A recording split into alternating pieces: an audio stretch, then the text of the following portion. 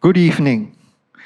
Thank you for joining us for the third session and the final session of Hard Truths, Being Transgender and Christian, a conversation series hosted by Free Community Church in conjunction with PinkFest this year.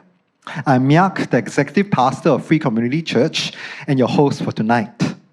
For those of you who are not familiar with FCC, we are a non-denominational progressive Christian church that affirms all people, regardless of race, religion, nationality, gender identity, sexual orientation, economic status, or any other category.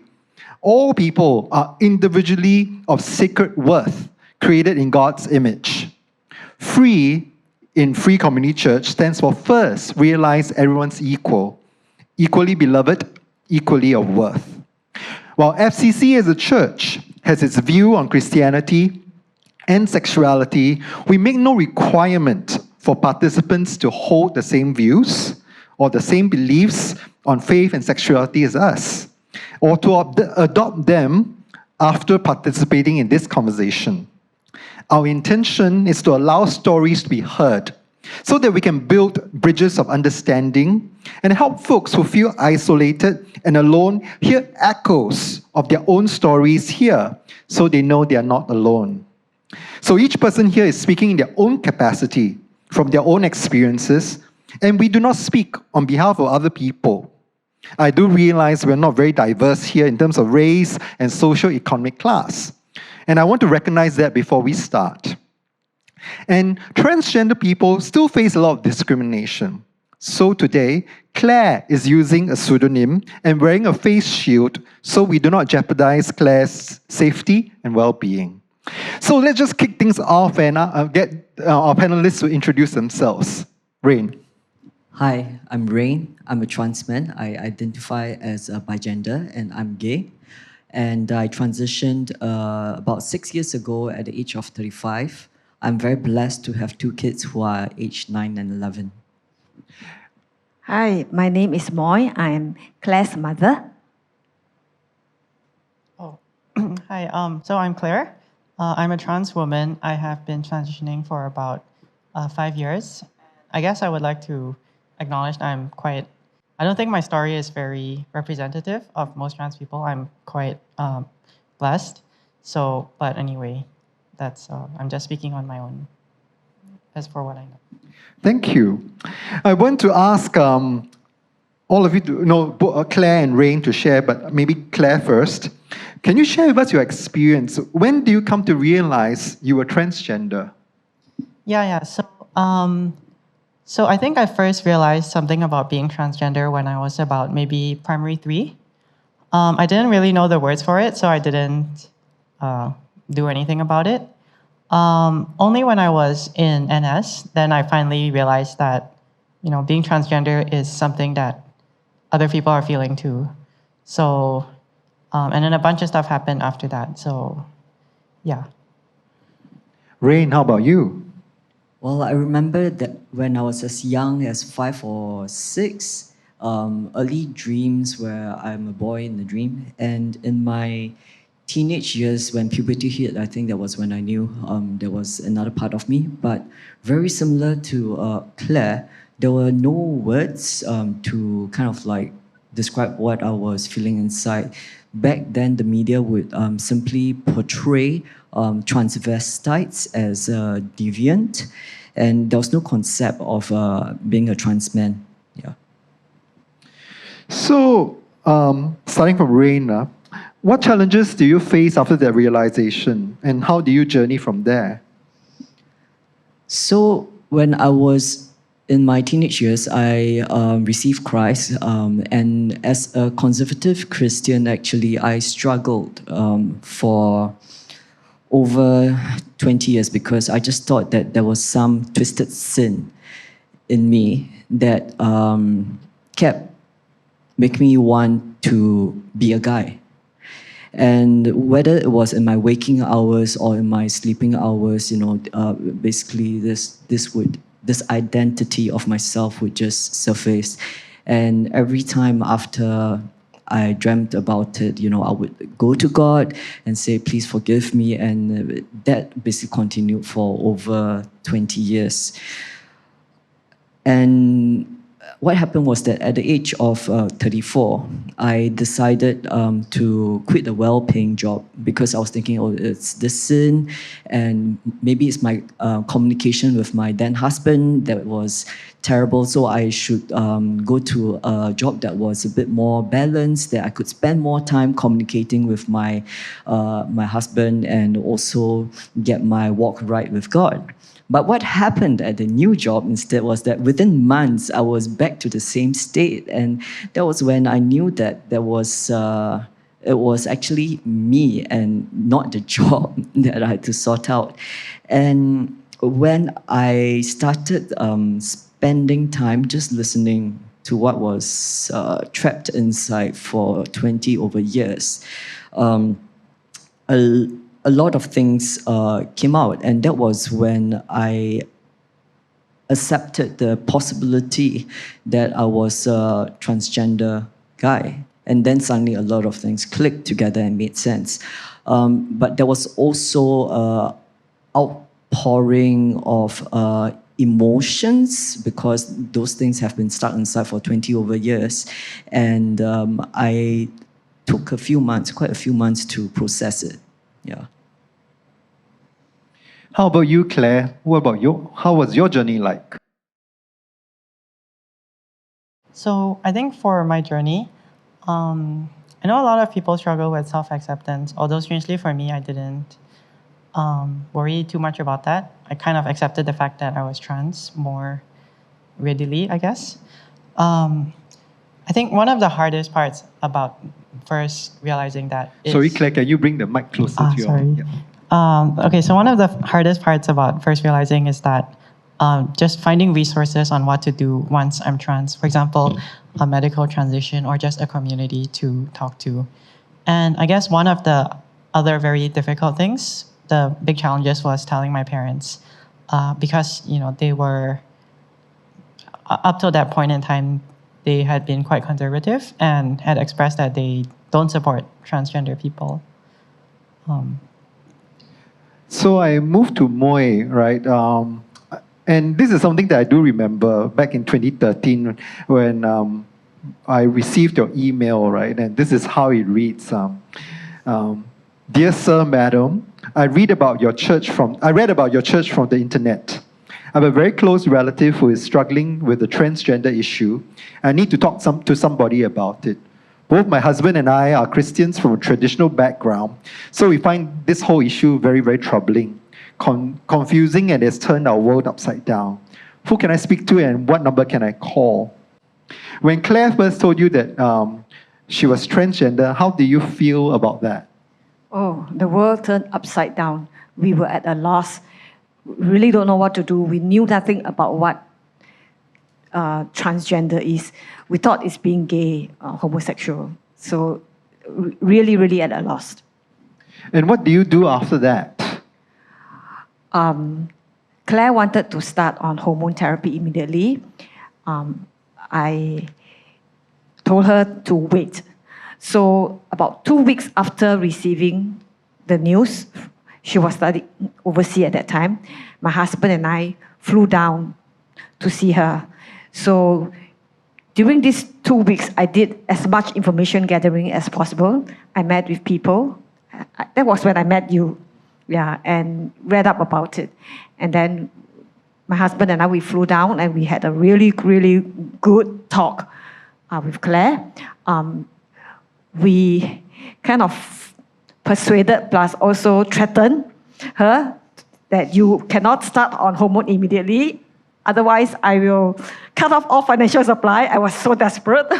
And we said, we are not saying no, but you have to wait for us to find out more. So she waited for us for about a year before we were comfortable to let her start the hormone therapy. And what do you do about the shame? Shame. I think after doing all my homework, after talking to the professionals, the medical staff, the doctors, the psychologists, the pastors, both the liberal and the progress, and the liberal and the conservative ones, and my husband and I, we came to the conclusion that if we do not support Claire, we will lose this child. We will lose this child to either depression or maybe even suicide. So we have to ask ourselves this question: do I want a living daughter or a dead son? Of course, we feel that we want a living daughter. So if that is the way we will go, then I will do whatever I can to explain to people around me about our situation. If they accept, that's good. If they are not accepting, we think that the well-being of our child is more important than the acceptance of people. Then I will just be thick-skinned. I don't care about what you think, and just go ahead and support my child. I think that's how we manage this, what do you call that? Shame. And at the end of the day, we also came to the conclusion that Claire's transition is not out of rebellion or not a sinful act of rebellion. So it is who she is, and that's nothing to be ashamed of.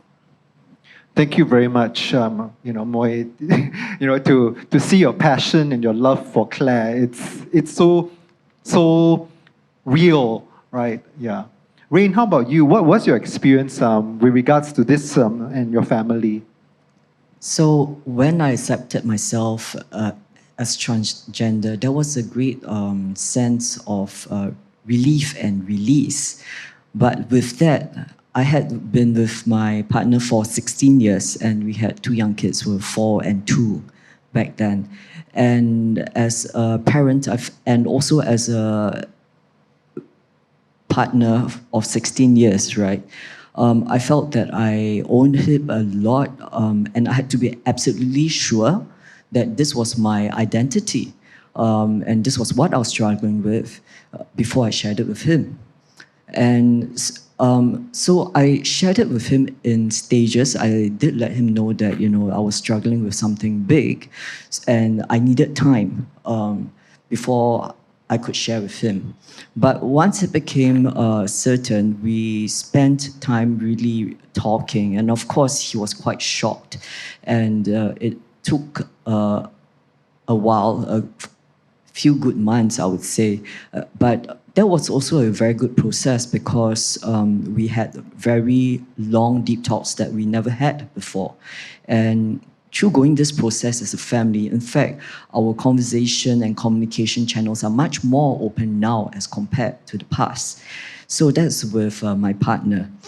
And our children surprised me with how perceptive they were, even for someone so young. My younger one, when she was 5 years old, without any help at all, she expressed that I was both male and female. And I did not give her any concept of, whether I was transiting or what's transgender, and that was something that she said. So my parents were actually dead against my transition. And one of the reasons was that they were very concerned for their grandchildren. They said that my kids were confused as to what is male and what is female. And I think that was quite reassuring to actually see from my own kids that that was not the case, that they were not confused at all. And for the case of my parents, they were conservative. And I think there's this, whole idea of shame as well.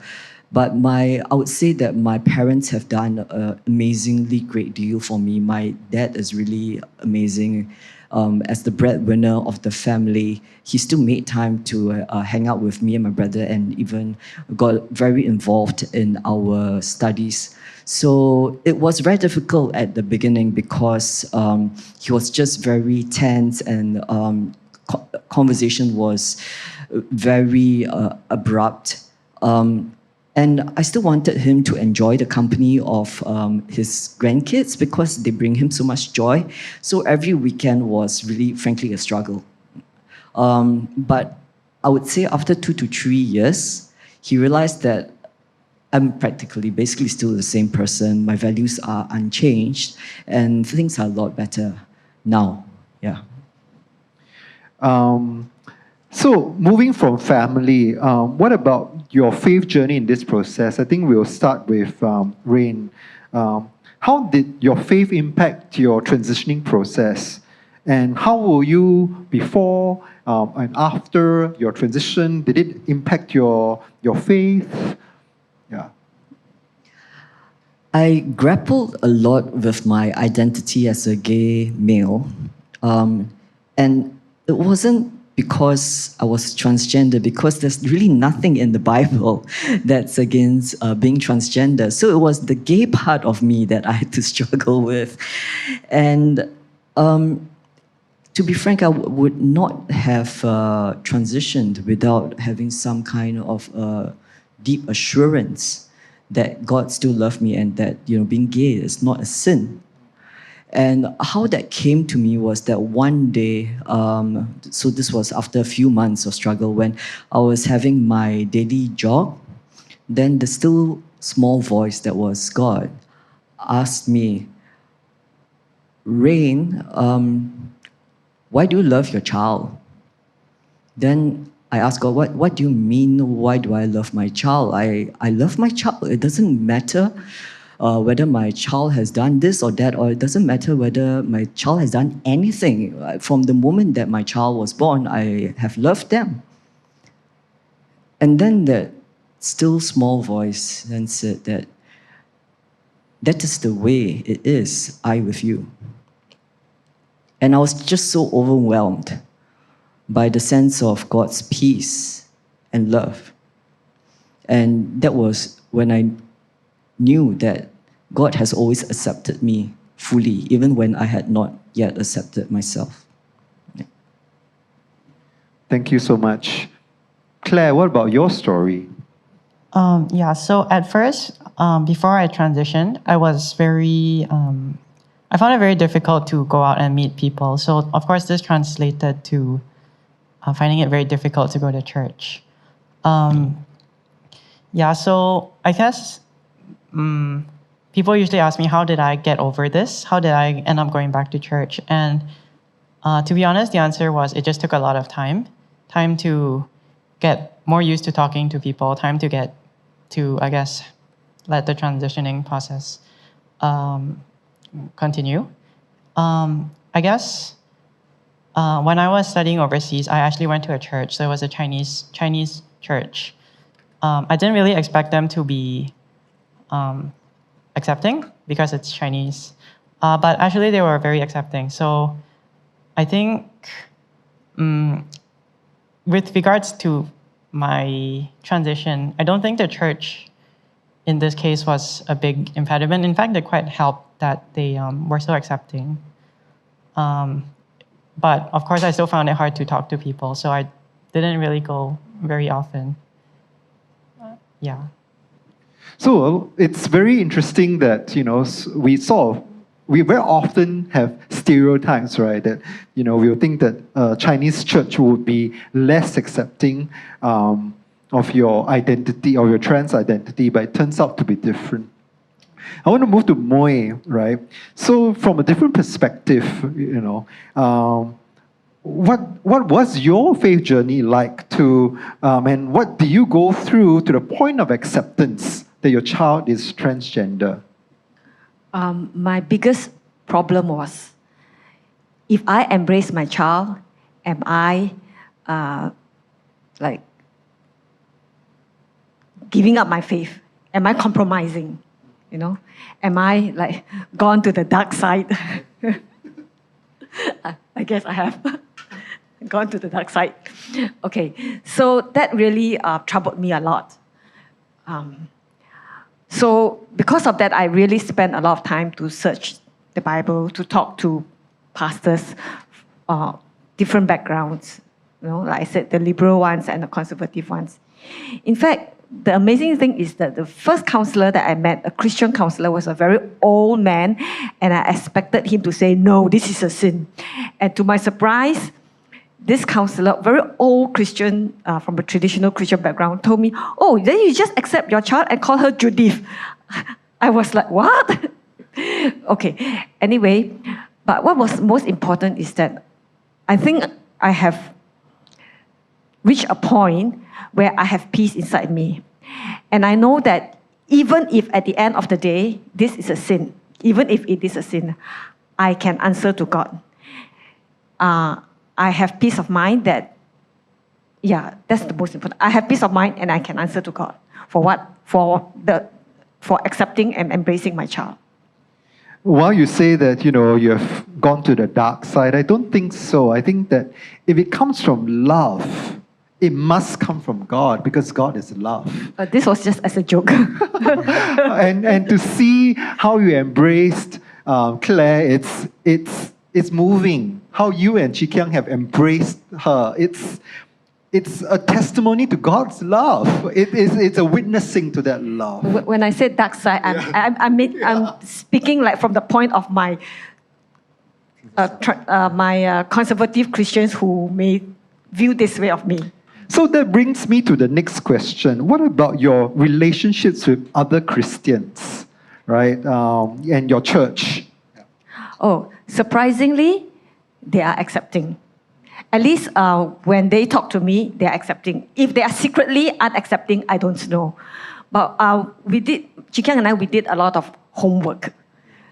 So like before Claire started her surgery, we told my cell group people, I wrote a very long letter explaining what happened and gave them each one a copy and asked them to read. And then before the surgery, we told them to pray for us. After the surgery is over, we invited our cell group people to come and have a meal with us together with Claire. And that allows them to meet a transgender person face to face. So then transgender is no longer a theory, but it becomes life. And I think that helps to not only to enable them to accept, but that also build bridges, which I think is a positive thing. Thank you. How about Claire? How about you? What are your relationships with other Christians like, with church? To be quite honest with you, I think I relate to them sort of in the same way I did before transitioning. I mean, probably this is because the church never really, from my experience, was never strictly against my transitioning. So never really said anything. So I still relate to them much in the same way that I did before transitioning. Okay. Rain, how about you? My family had been attending the same church for some 16, 17 years when I came out as transgender. So I think that there was a very different context because they saw me as a student and then getting married and then having kids. So it was an intergenerational church. And very frankly, it was very difficult for many people to accept. We shared our story family by family. There were some families, especially our generation, that were more accepting than the older generation. And being part of a larger church, unfortunately, our pastor had to draw the line, and he actually asked me to step down from the ministry that I was serving in for some 16, 17 years. And he also asked me not to use the male toilet because he would feel uncomfortable being in the same toilet as me. And having a newly accepted identity, that was very hurtful. So church became then more of us going there to build bridges, to help people understand. But during the formative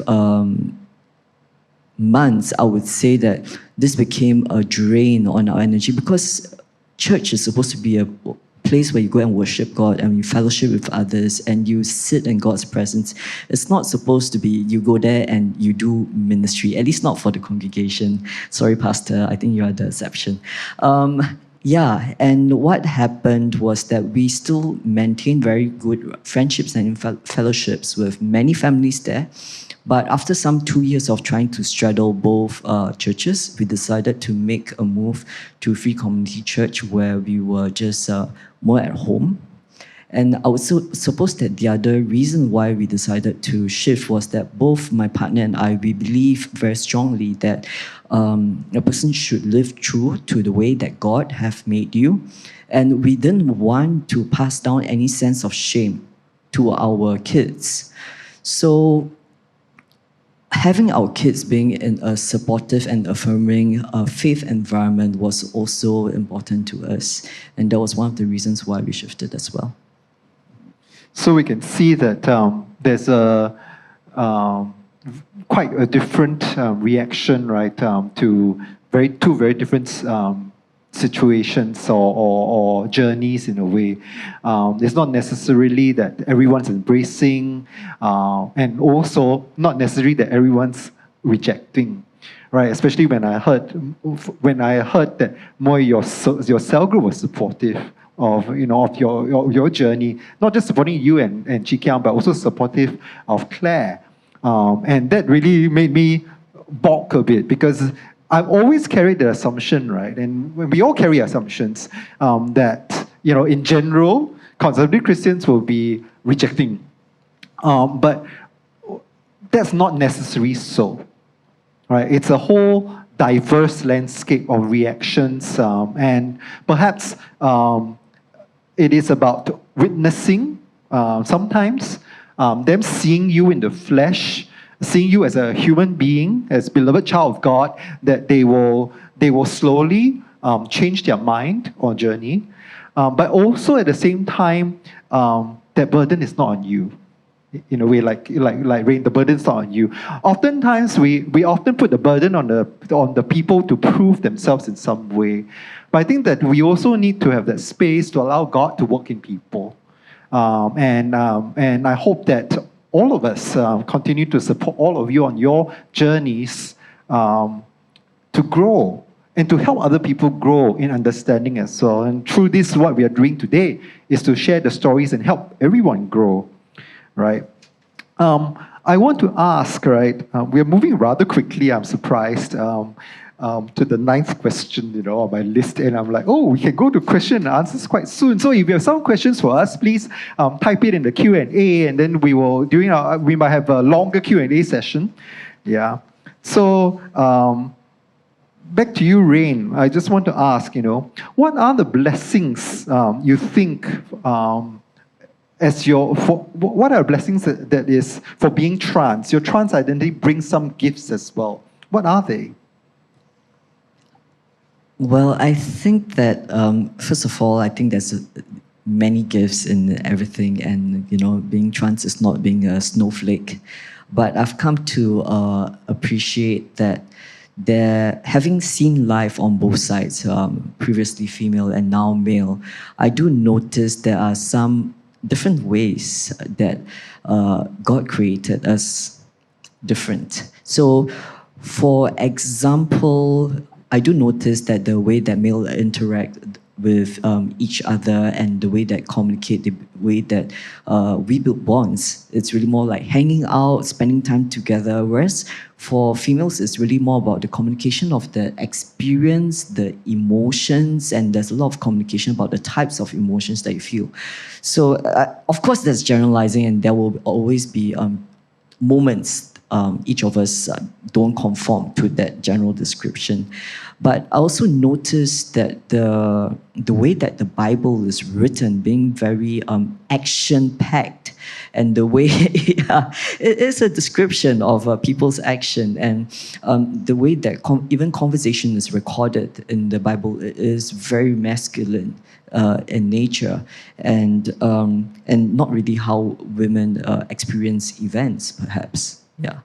And through that, I've come to see myself as somewhat of a bridge builder, and not just being men and women or breaking down gender binaries, but for me, there really is no difference of race or gender, and we are just all human. Thanks. So Claire, how about you? Yeah, so I think I want to say something similar to what Rain has said. Being trans has allowed me to, see some situations from different perspectives. But also, apart from that, just I guess by virtue of being trans, I ended up joining a group of Christians when I was studying overseas. And I mean, of course, there were a lot of LGBT people there too, but there were also people who were like in more like marginalized groups, other than being LGBT. Like for example, mental health or disability, other areas which I think are not very well dealt with in the church as of right now. So allowed me to see a lot more different perspectives, not just of being trans, but also perspectives of other people who I wouldn't have met if not for being trans. That's a very interesting point that you brought out, that our experiences as the marginalized help us to identify with other marginalized groups. It sensitizes us. Of course, it could very well make us very insensitive, right? We want to protect ourselves, and we want to, and because the hurt people, and marginalized people can end up marginalizing other people. But oftentimes, what happens is through our own experiences of being marginalized, we understand the struggle other people are going through, and we pay attention to those, and we want to.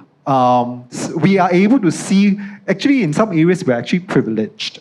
Right? We are not necessarily totally marginalized. There's a dimension that we actually have power, we actually have privilege, and we try to start to broaden out and enlarge the space for more people. And I think that perhaps is the gift of queer people in the church, right? Opening up space not just for other queer people, but also identifying other areas of marginalization. And thanks for your reflection, Claire. So Moy, how about you? What do you think about your experience, you and Chi Kiang going through this, right? Are you able to see it as a gift? Because oftentimes you might see it as like, why do I have to go through this? But now looking back, do you see it as a gift? It has been a very difficult journey. Definitely. Seeing it as a gift. Okay, I have one other family member, very close family member, who has schizophrenia and has committed suicide. So we are in very close contact with the marginalized, as in the mentally ill and transgender people. So I guess like what she said, it makes me, again, I have double portion, even more sensitive when other people are hurt and in pain. I can feel it much more than before, And that is opening us up to what God feels, right? Sensitizing us to what God might feel about being brokenhearted about the state of humanity at this moment, how we discriminate, how we create obstacles with one another, how we discriminate and create unnecessary obstacles in each other's lives in some way, and to some degree even hate each other. And I think that breaks God's heart, and in what we go through, we are sensitized to that. And maybe we are called to realign and to bring people along that journey, to realign ourselves with God's will and God's love, right? So through your journey, I want to move to the next question. Through your journey, what resources actually helped you? Because I think that there are people who are tuning in who might be struggling in different ways, whether they are allies or they are people struggling, starting to realize they might be transgender, or family members of transgender folk, or even friends. What are resources that helped you? Rain, perhaps you want to start. I would say that I have a lot of help every step of the way. Of course, when I was just trying to make sense of the whole situation, I did a lot of Googling, so Google was a good help. And I caught up with the science of transgenderism and the difference between gender identity and sexual identity. That was how regressive I was. And when I had to deal with the flood of emotions that came at the beginning, I would say mindfulness practice helped a lot. The books of Dan Siegel was especially helpful. Centering exercises as well. And I'm not one to shrink away from recognizing my weaknesses. So I did reach out to psychologists and therapists who gave me the questions that I needed to sort out my thinking, and also some of the further tools to handle my emotions. And I also had a lot of encouragement from my friends and fellowship within my cell group, that people who would just be there to have a meal with me and my family whenever that was needed. And friends who helped me to grow even professionally when I doubted my own abilities, because there were times that I was wondering, oh, is being trans making me break down? You know, it was something as fundamental as that. And of course, I also had to grapple with the Bible because of my gay identity.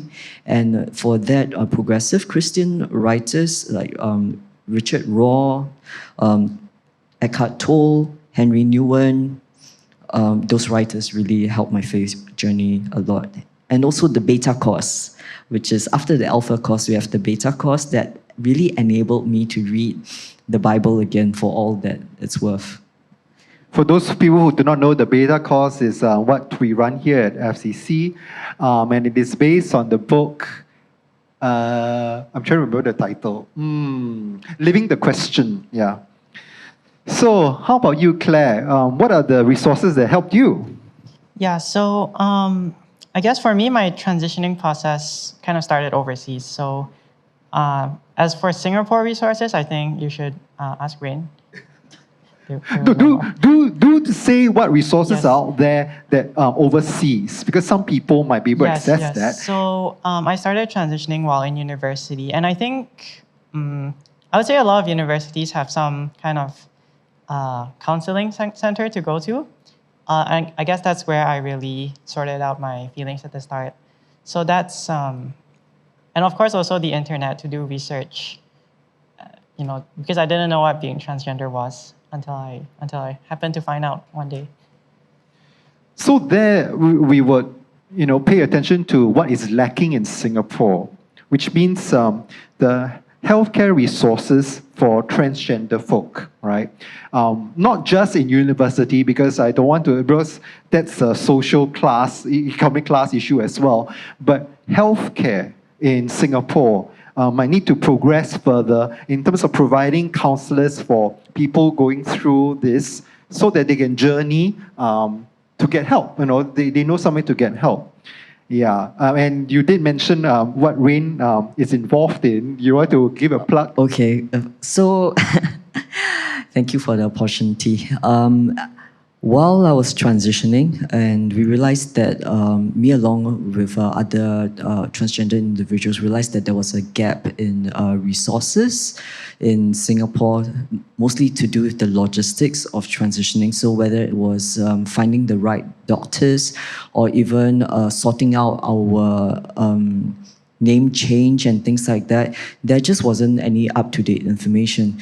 So along with 9 other transgender individuals, we're all volunteers, we set up transgendersg.com as really a resource site to provide up-to-date information about Singapore. Because as Claire mentioned, there's plenty of other sites that would give you the details of various type of transition options, medical transition options, but there wasn't anything localized to Singapore. And we wanted to make that information available to the Singapore community. And when we started working on the site, we decided that, actually it's not just about that, because we all had common stories about how we struggled coming out to our friends, our family, and we wish that we had the resources to send to our parents for them to better understand what we are going through and who we are. And that was when we extended the resources to include like 101 FAQs for allies and friends and family to better understand what their loved one might be going through. So those of you who are interested to get more information, the website is transgendersg.com. And it is really a wealth of information, and it's all there rather than looking for it in bits and pieces all over the place. And it's very local. There's a portion of it that's very localized, right? That is about the legal aspects and where to get the local resources, which are the doctors go to and all that. And so if those of you who need that information, need the resource, it's transgendersg.com. I want to move to Moy. What about you as a parent? What helped you? Okay, a few things helped me. One is getting to meet the family of another transgender person. That means it means that we are not alone. That really, really helped a lot. And then another thing that helped me was talking to Claire. Really, really talking and understanding her struggles, understanding what's going on, understanding what makes this person who is timid, maybe. She's very scared of pain, but she's willing to go through surgery, She won't even on a normal day, let's say if she has a minor headache, she won't even want to take Panadol because she's worried about side effect. Yet she wants to go on hormone therapy. It's like, what makes this person wants to brave through all this to transition, So talking to Claire in person, understanding her struggle helped me. And another thing is having a close relationship with my husband. I know that having a transgender child can turn a family upside down. It may even cause some couples to break up maybe in their marriage, cause a lot of family conflict, especially if the parents disagree on how the best way to proceed. So when my husband and I, we are more or less on the same ground, and that really is a great help. I really appreciate when you said, knowing that you're not alone and able to meet another family who have a transgender child helped you a lot. And I really, really, really, really appreciate you and Chi Kiang offering to meet other parents who are going through a similar process. And for those of you who are out there, families, parents, who want to get in touch, please just contact us at Free Community Church at info@freecomchurch.org, and we can get you in touch with Chi Kiang and Moy. And so we can talk and more one-to-one or two-on-two to know what their experience, and also to know that you're not alone. You're not alone going through all this. I think if anybody is worried that we are going to encourage people to go ahead and transition, that is not our stand. I feel that transition is a very individual thing. Each person, each family have to figure out what works for them and what doesn't work. In our case, transitioning has worked, but it is not a solution to all problems in life. We still have other problems. We still struggle. We still quarrel. We still fight like any normal family. So it doesn't. In fact, transition solves some problem, but it brings other problems.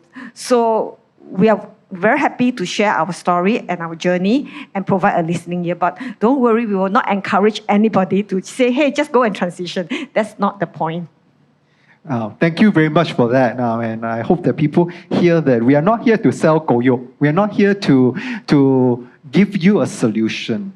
What we want to do is to tell you our stories and to accompany you on your journey as well, so that you don't feel that you're alone. but we're not trying to convince you one way or another. And I think that that's a very important starting point. We're not here to convince you one way or another, but to support you. Yeah. So, I will continue on from here. Moe, this is the next question, How do you manage the shame when you come out to friends and relatives, right? Something that we have talked about just now as well. Like I said earlier, I wrote a very long letter. For those who are interested to read, they can read my letter. For those who are interested to hear my story, they can hear my story. At the end of the day, if you accept, fine and good. If you don't accept, too bad, my child's well-being is more important. And like what one Chinese saying is 硬着头皮. Sometimes I just 硬着头皮and I just go ahead and I just share from my heart and that's it. And after that, I just take a I don't care attitude. And that takes a lot of courage because a lot of times we are affected by what other people say about us. And and it's not easy, right? Even for parents of not just transgender children, but LGB parents LGBT, they also go through something similar. It requires a lot of courage to accept one's child and come out, right, to people around them. And so that's the kind of journey. I want to go to the last question before we move into the Q&A. Is there anything that you'd like to share with other Christians or allies or people who want to be allies? So why don't I start from Claire?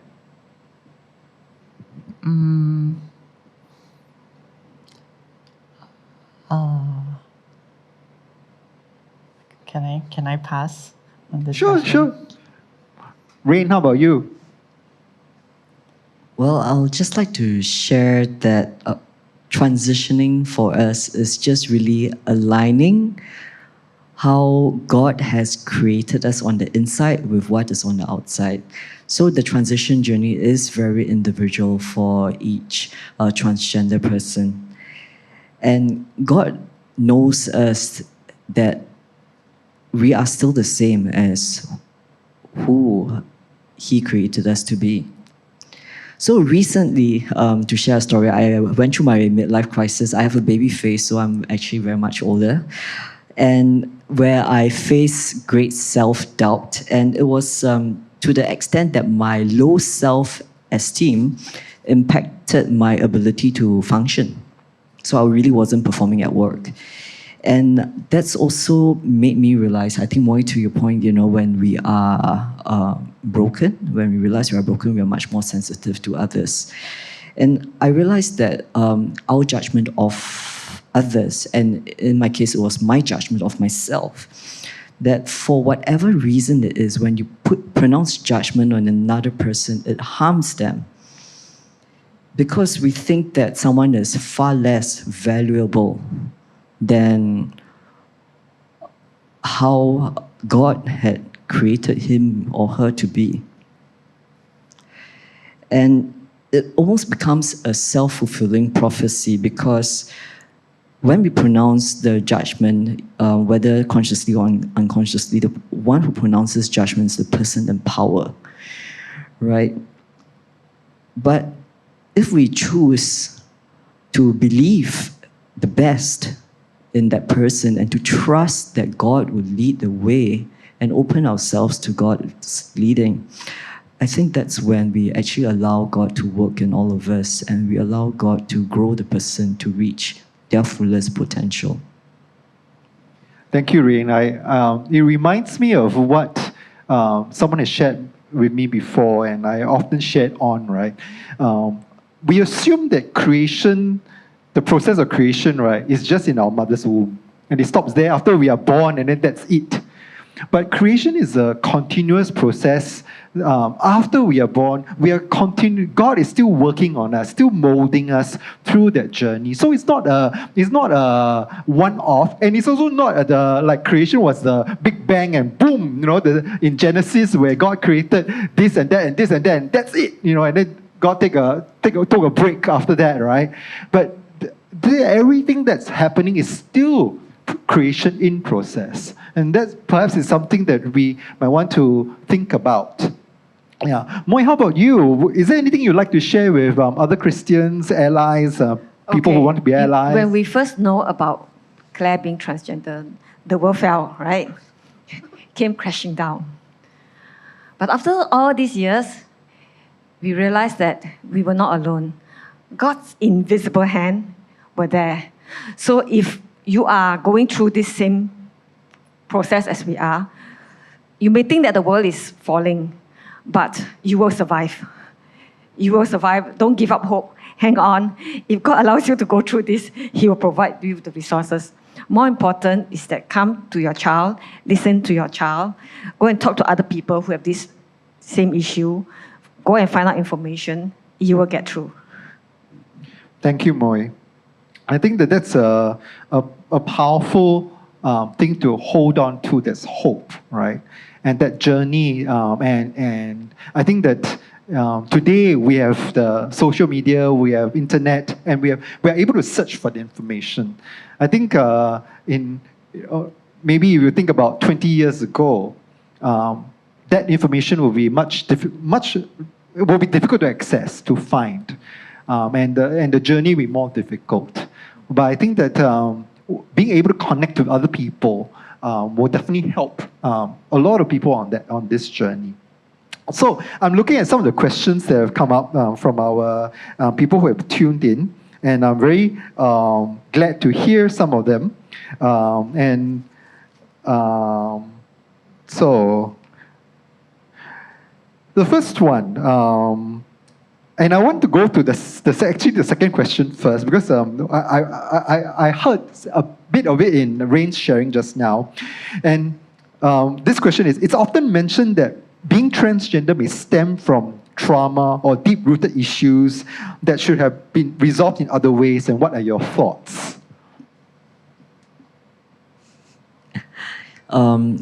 Well, I had an amazing set of parents, and I have an amazing set of parents. And, you know, they moved themselves from Malaysia, and, you know, they came over to Singapore and brought us up. My mom was a homemaker, but she was also a nurse at my dad's clinic.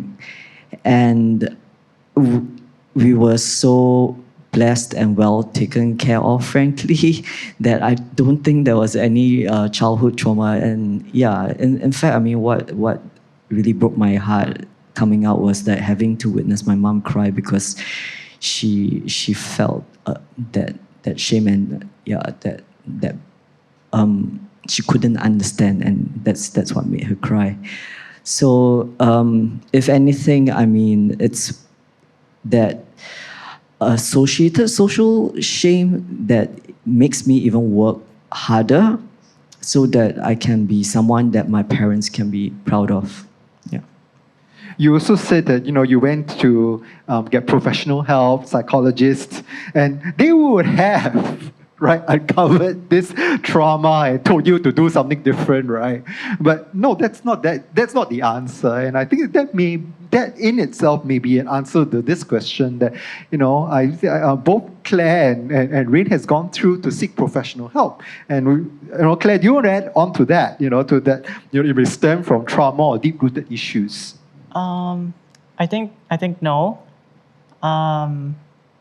Well, I think no. I mean, I don't know really enough about this to, I'm not a researcher, I'm not a scientist. I can't really say whether this is the case or not. But as far as I don't think that is the case. In your own story. Yes. So I think a lot of times what happens is that this concept that being transgender may stem from trauma or deep-rooted issues also is used against LGBT people as well. LGBTQIA, every letter of our rainbow, right?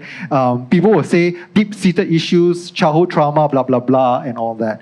And what that happens is that what happens is the blame or a part of it becomes a spotlight on the parents, that the parents might have done something wrong in that process, that the child turned out this way. And that perhaps is something that you have to work through as well, right? Oh, yes, that was a very big issue for me. I really blame myself. I dug through my past. I keep asking Claire, did I traumatize you? Did I traumatize you?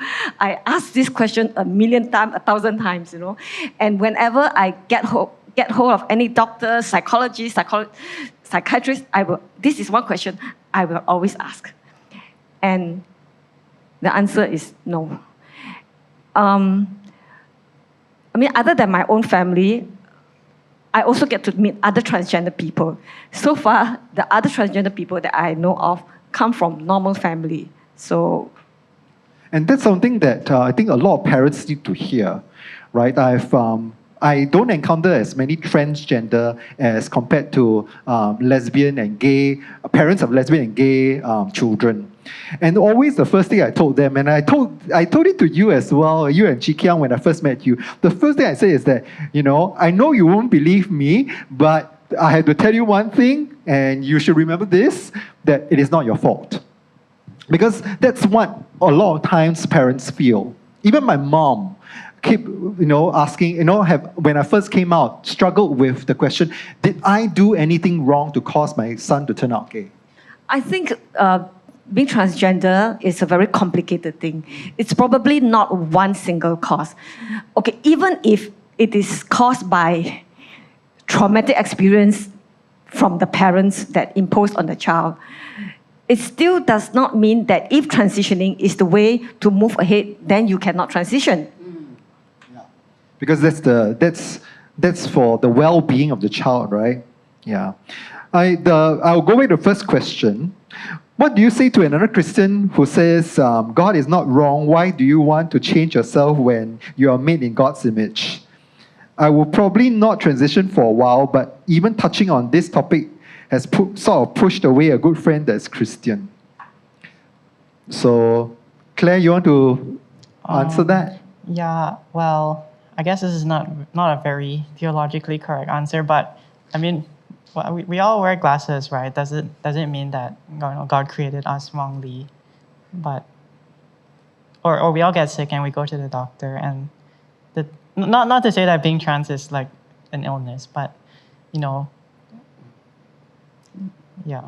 If you have a child who has a cleft palate, do you say, oh, God made my child with cleft palate, therefore I do not do anything about it?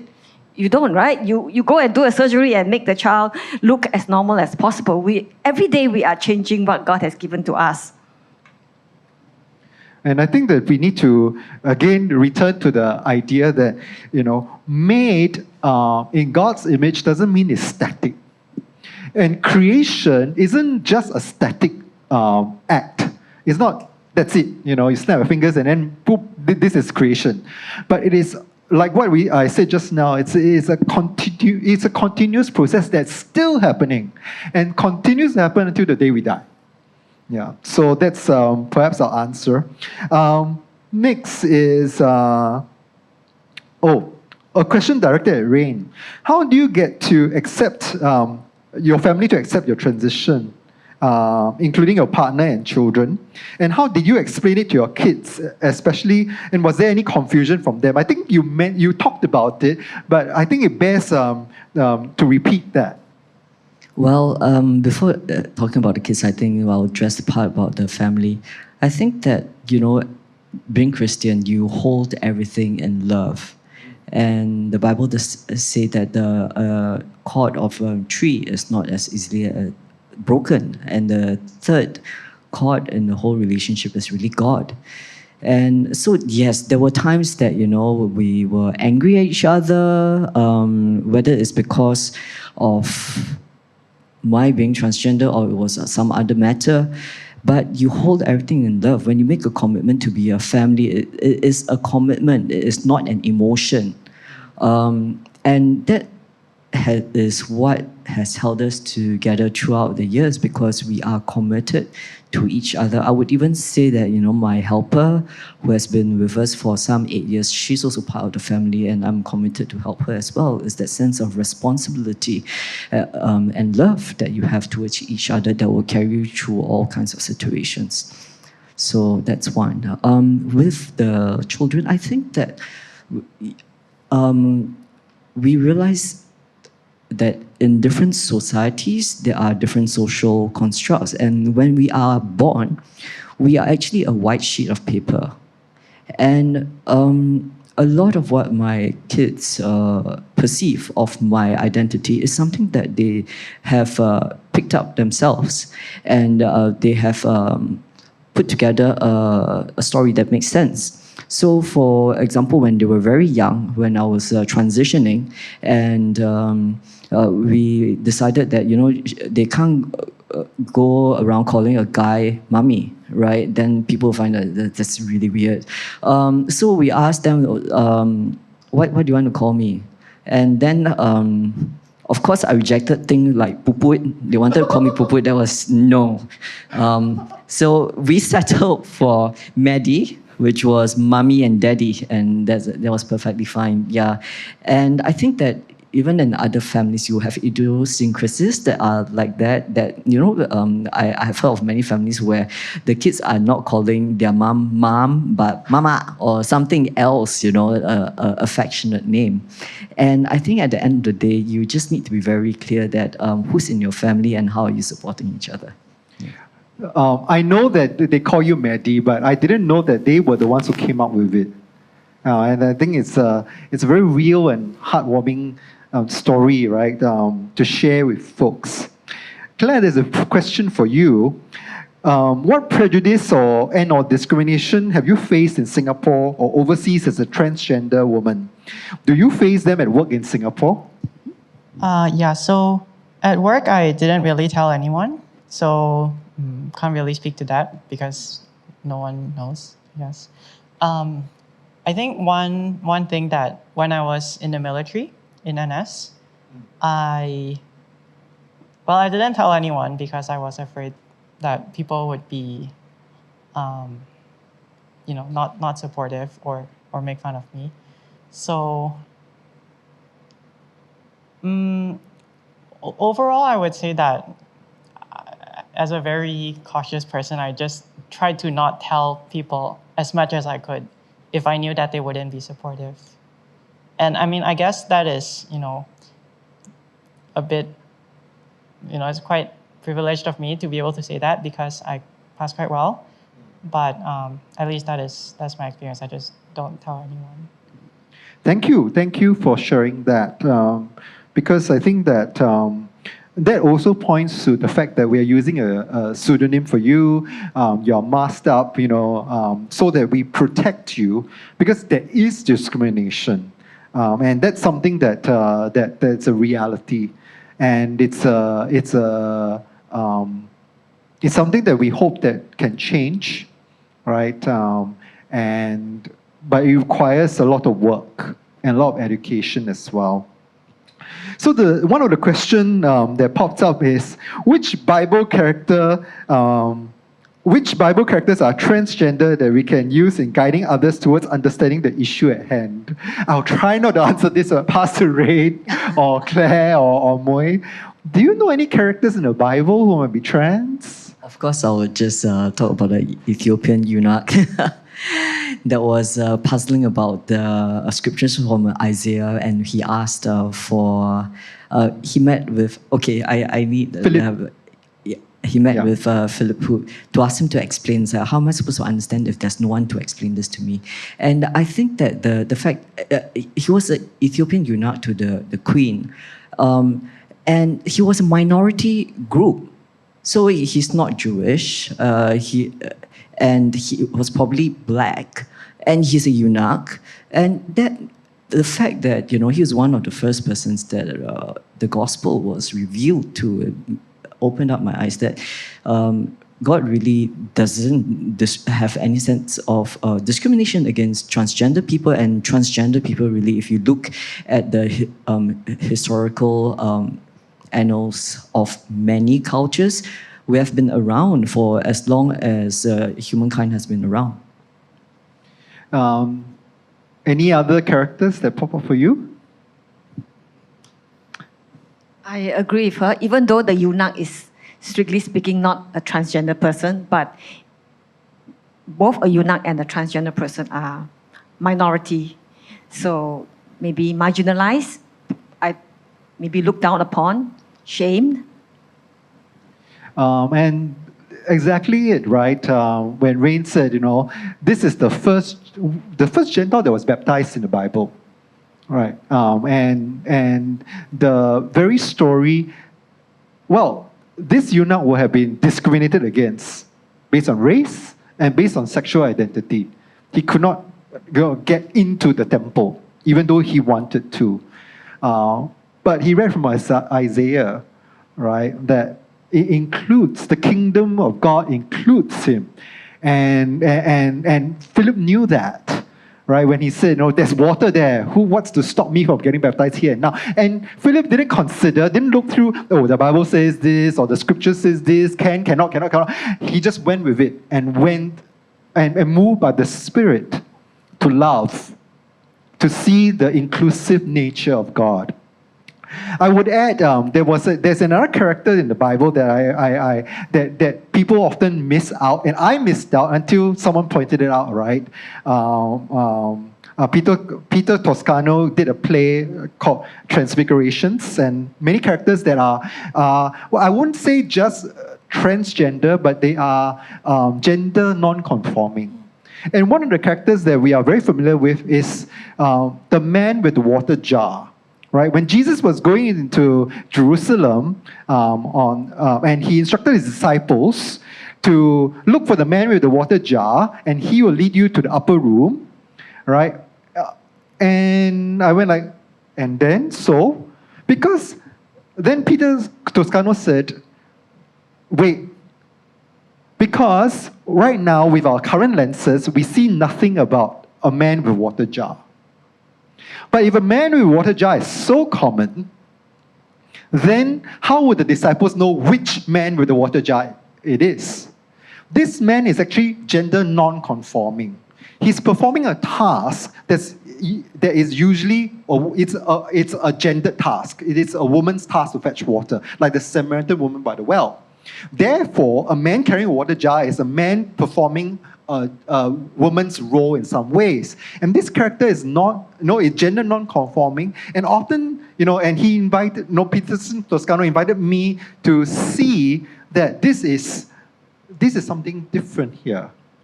And this person, while it's a small role, was the one who brought Jesus and the disciples to the upper room and to celebrate, to have the Last Supper, right, there.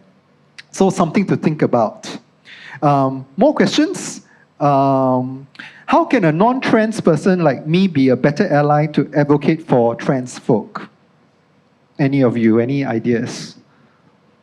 How can a non-trans person like me be a better ally to advocate for advocate to trans folk? Yeah.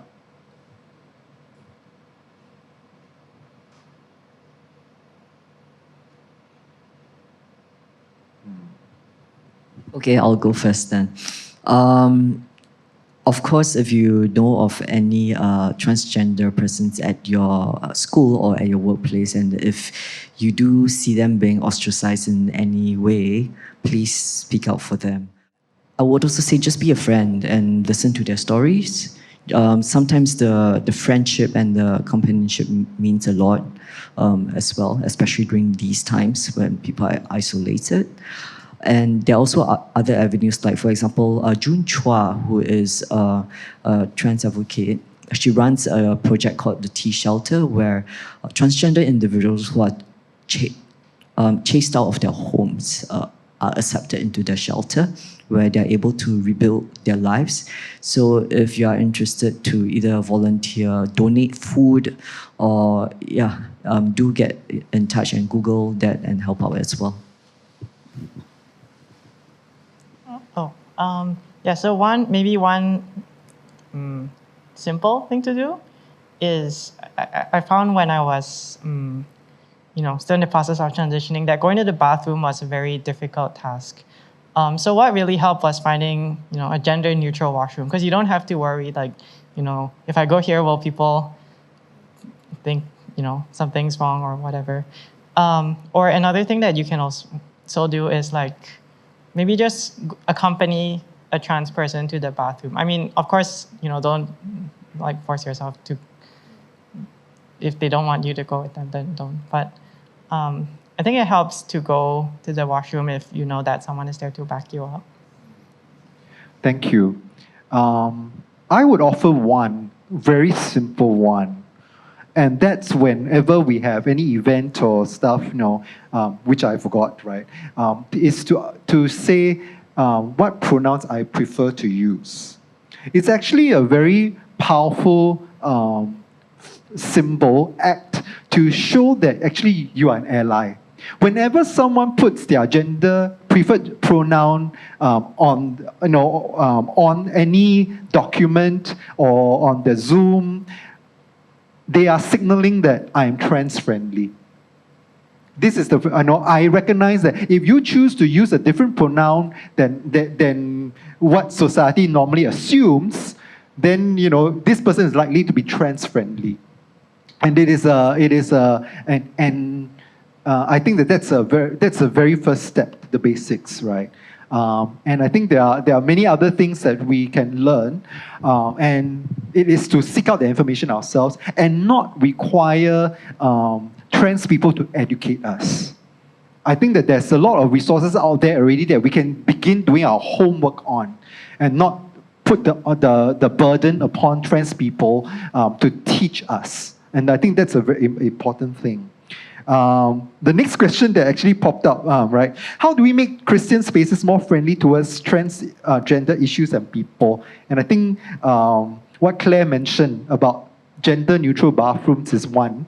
I wonder if there are any other things that we can do more that makes Christian spaces more friendly towards transgender issues or people.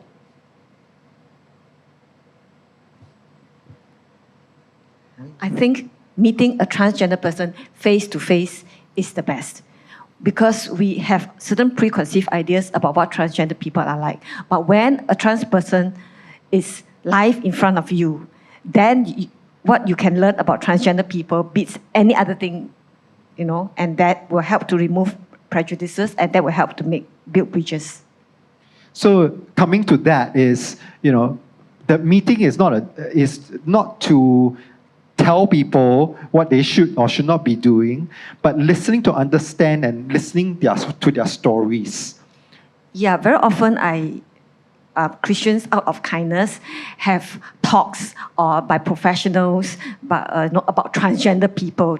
And very often these so-called talks or sessions do not involve transgender people themselves. So it's like Christians talking about transgender people, but there is no transgender people in their sessions to talk about themselves. So, well, of course, we can listen to the professionals, but really, really, a much better way is to go and meet transgender person. Just tell yourself to be open, to listen, to be friend. Just put aside whatever preconceived ideas you have. Just go and see them and meet them and be their friends. Yeah, I think you bring up a good point about just being friends, because I think that, yes, a lot of people are curious about our transition journeys, but all those information, you can get it on Google if you are really curious. And it's realizing that we are more than our gender identities, and just treat us like anybody else. That's it. I mean, when you interact with someone for the first time, you don't ask, oh, what surgeries have you been through? Right. So I think that, like what you brought up, it's very helpful. Be affirming of the person's gender identity. Be respectful of the pronouns and the preferred names. Because if you ask me to call you Miao, I'm not going to be calling you Sue, right? So it's really the basic courtesies and just taking time to get to know them as people. And I want to emphasize this because I think that I have many experiences of students wanting to do research, and I always warn them, please do not ask about people's surgeries because it's very intrusive, and that's none of your business. If they choose to talk about it, that's their choice. But asking it is like, yeah, it's not cool. Yeah, it's intrusive, it's invasive, and it's very private. Yeah. And when you meet transgender people, do not treat them as object of curiosity. Because a lot of people have a lot of curiosity about what is, wow, transgender, They are not like objects of curiosity. Come to them with an open mind and be ready to just be friends.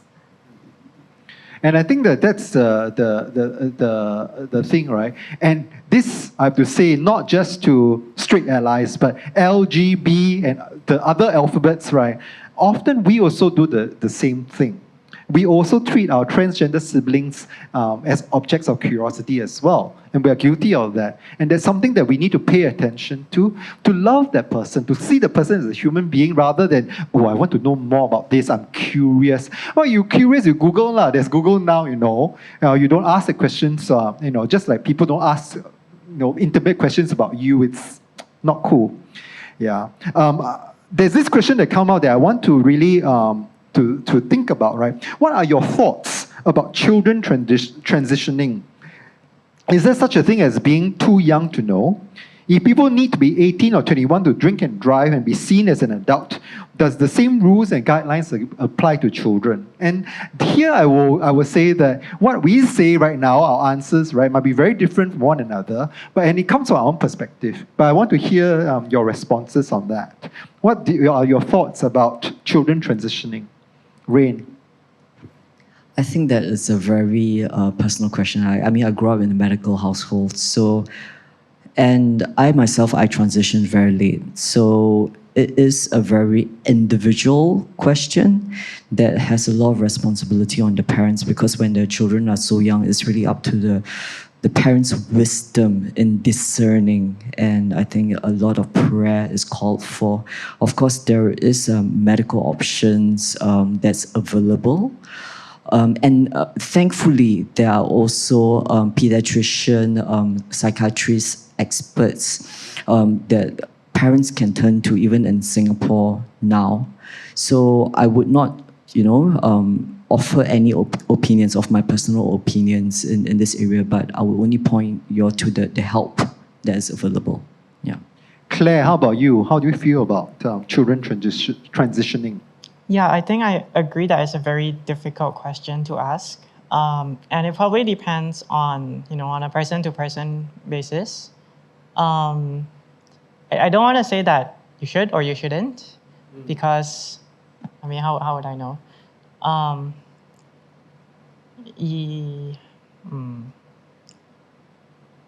guess the answer is I don't know. And I don't want to tell you yes or no. Yeah, it's not so simple as a yes or no answer, but I want to hear Moy's perspective because you are a parent. Okay. My husband and I, one of us feel okay, one of us feels not okay. So even though both of us agree on regarding Claire, but when it comes to children, we disagree on what is the best way forward. So at the end of the day, like what they have said, this is a question for each family to decide for themselves. They have to talk to their children, they have to talk to their doctors, their psychologists. As a family, they come to a decision together. And I think that's the wisdom, right? Rather than being prescriptive on our part, we tell you this is the right way to go. They need to go through the journey. Because at the end of the day, the ones living with the decision is the family themselves.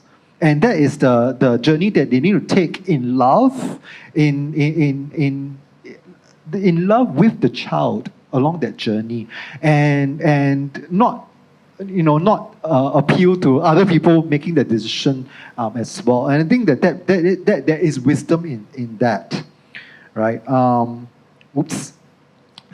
Then, how do you pray? This is an interesting one, to get confirmation from God that what you're doing is according to God's will.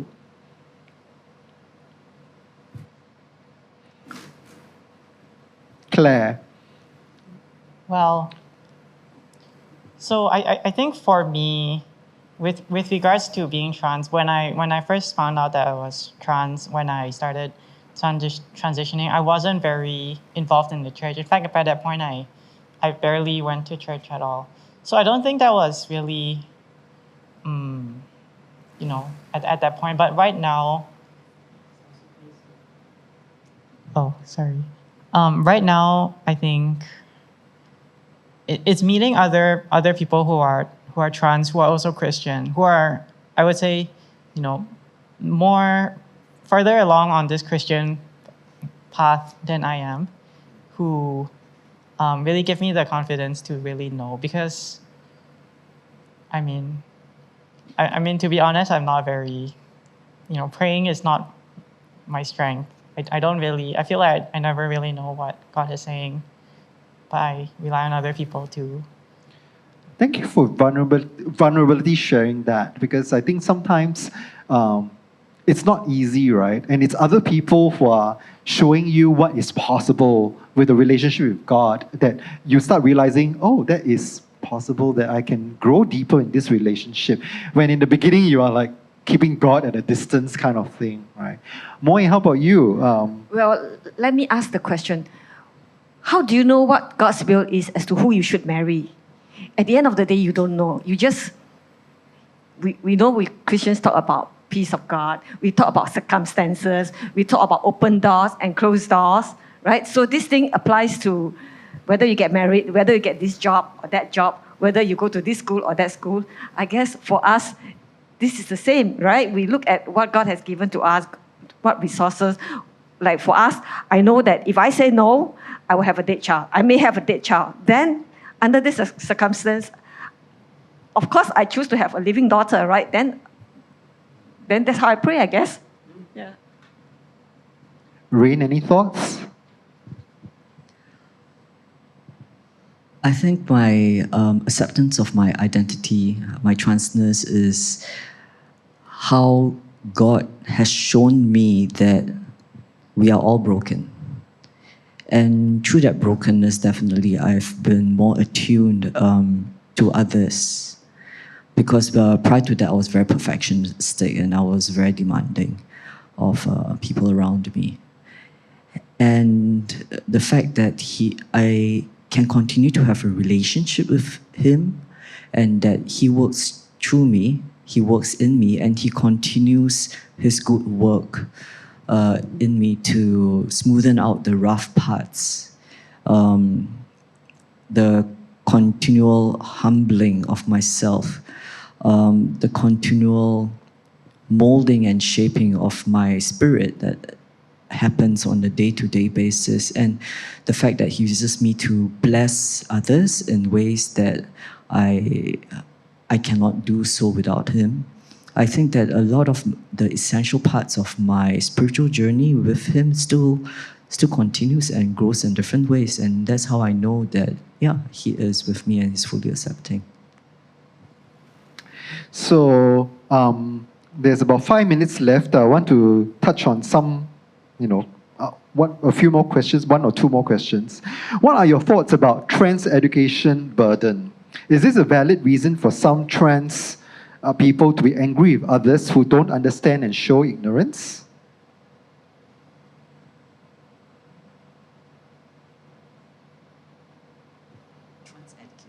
So the burden is on the trans people to educate cisgender people. And of course, there are sometimes people who get angry, trans people who get angry that, it's not it's not their burden to educate cisgender folk. I think that I will bring another different situation into the picture, that sometimes, you meet, like, I would say, like my grandmother when she was still alive, then they'll get very angry at my aunt or uncle because you don't understand what I'm going through.